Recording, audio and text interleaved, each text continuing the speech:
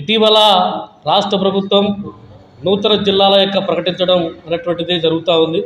దాని ప్రతిపాదన తీసుకొచ్చారు. ఇప్పటికే క్యాబినెట్ కూడా ఆమోదం తెలిపిందని చెప్తా ఉన్నారు. అందులో ప్రధానంగా కడప జిల్లాలో ఉన్నటువంటి రాజంపేట ప్రాంతంలో రాజంపేటను జిల్లాగా ప్రకటించి అందులో బద్వేలు కూడా కలపాలనేటువంటి ఆలోచన చేస్తున్నట్టుగా ప్రకటించడం జరిగింది. మరి రాజంపేట జిల్లా అంటే అటు రైల్వే కోడు, రాయచోటి, తర్వాత ఉన్నటువంటి బద్వేలు, రాజంపేట ఈ 4 నియోజకవర్గాలుగా ఒక జిల్లాగా ప్రకటించేటువంటి ప్రయత్నం చేస్తూ ఉన్నారు. ఇప్పటికే మొత్తం అంతా కూడా దానిపైన ఒక చర్చ జరుగుతూ ఉంది రాష్ట్రం అంతా. అయితే భారత కమ్యూనిస్టు పార్టీ సిపిఐగా దీన్ని మేము పూర్తిగా వ్యతిరేకిస్తున్నాం, ఖండిస్తూ ఉన్నాం. ఎందుకంటే ఇప్పటికే మరి కడప జిల్లాకు చాలా అనుగుణంగా మేము ఇప్పటికీ కొనసాగుతూ ఉన్నాం. కడప జిల్లాలో దశాబ్దాల తరబడి అనుబంధం ఉన్నటువంటి ప్రాంతం. ఎందుకంటే కడప జిల్లాలో ఉన్నప్పటికే ఒక ప్రత్యేకమైనటువంటి రాజంపేట రెవెన్యూ డివిజన్గా ఉన్నప్పుడే ఈ కడప జిల్లా ప్రజలు ఇక్కడి నుంచి చాలా సుదూరమైనటువంటి ప్రాంతం కాబట్టి ఆ దూర ప్రాంతానికి మేము వెళ్ళలేము.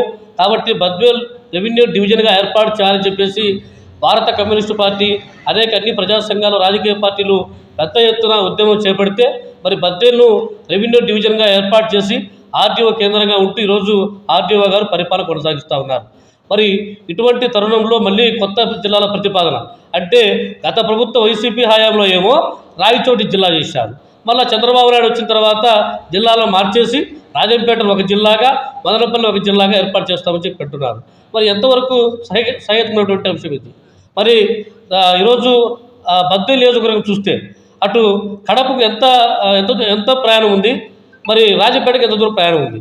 ఈ దూరం కూడా లెక్కిస్తే మరి కడప జిల్లాకు అంటే బద్వేలు నియోజకవర్గానికి కలసపాడు చివరి ప్రాంతం చూసినప్పటి నుంచి 120 కిలోమీటర్లు రాజంపేటకు పోసేటువంటి పరిస్థితి. అంటే దగ్గర 200 కిలోమీటర్లు రాజంపేట జిల్లా కేంద్రంగా పోయి అక్కడ ఎక్కడన్నా పని చేసుకోవడం సాధ్యమా? ఎంతో వ్యయ ప్రయాసాలతో కూడినటువంటి అంశం. కాబట్టి దాన్ని వ్యతిరేకిస్తూ ఉన్నాం. మెజార్టీ ప్రజానికం ఈ బద్వేలు నియోజకవర్గంలో ఉన్నటువంటి మెజార్టీ ప్రజానికం అందరూ కూడా మేము కడపతోనే ఉంటామని చెప్పి అంటూ ఉన్నారు. ఇప్పటికే ప్రజా సంఘాలు, పత్రికలు కూడా పెద్ద ఎత్తున శీర్షిక రాస్తూ ఉన్నటువంటి నేపథ్యం ఉంది. కాబట్టి మేము ఒకటే చెప్తా ఉన్నాం. ఎందుకంటే గతంలో రెవెన్యూ డివిజన్ కేంద్రంగా ఏర్పాటు చేసి అట్లాంటి పోరాటం జరిగిందో మళ్ళీ అట్లాంటి పోరాటానికి ఊతం ఇవ్వద్దండి. ప్రజల యొక్క అభిష్టం మేరకు, ప్రజల యొక్క నిర్ణయం మేరకు పోతే బాగుంటుంది ప్రభుత్వాలకు.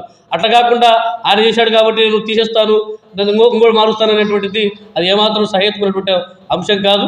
ప్రజల యొక్క మనోభావాలు దెబ్బతీసినటువంటి ప్రభుత్వంలో ఉండవచ్చని విజ్ఞప్తి చేస్తూ ఉన్నాం. కాబట్టి అధికారులారా, పాలకులారా ఆలోచించండి. ప్రజల యొక్క అభిష్టాన్ని, ఆ కోరికలు ఏదైతే ఉందో దాన్ని కొనసాగించండి. కడప జిల్లా కేంద్రంగానే ఉన్నటువంటి ప్రాంతాన్ని బద్వేలు ఇప్పుడు ఏ విధంగా ఉందో అదే మాదిరిగా కడప జిల్లాలోనే ఉండాలని చెప్పి మేము కోరుతా ఉన్నాం.